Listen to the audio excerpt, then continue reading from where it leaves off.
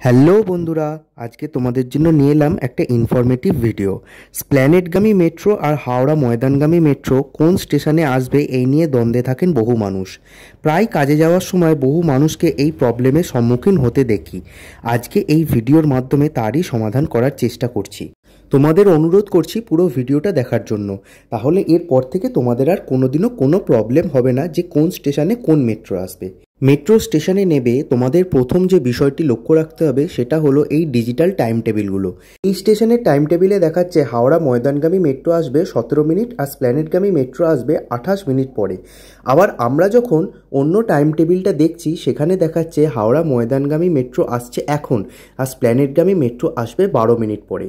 তোমরা খেয়াল রাখবে এই দুটো টাইম টেবিলের মধ্যে যে টাইম টেবিলটায় আগে ট্রেন আসবে লেখা আছে সেইটা দিকেই কিন্তু ট্রেনটা আগে আসবে।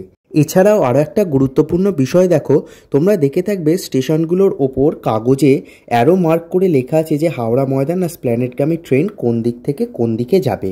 যেমন এখানে তোমরা দেখতে পাচ্ছ ট্রেনটা স্ক্রিনের ডান দিক থেকে বাম দিকে যাচ্ছে, ঠিক যেমন তোমরা কাগজটাতেও লক্ষ্য করছো এখানে ট্রেনটা হাওড়া ময়দানের দিকে যাচ্ছে।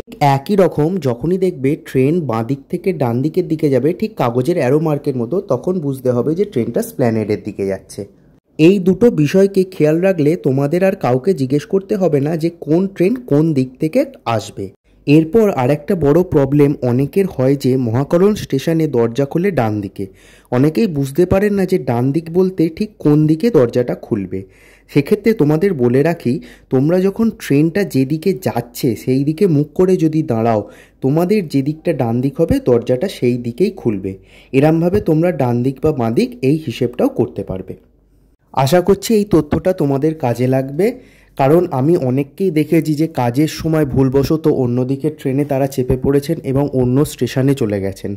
তাই আমি আশা করব তোমরা সকলে ভিডিওটা দেখবে এবং এরপর থেকে তোমাদের আর কোনোদিনও কোনো প্রবলেম হবে না। এরকম ধরনের আরও ভিডিও পেতে তোমরা কিন্তু চ্যানেলটাকে সাবস্ক্রাইব করো।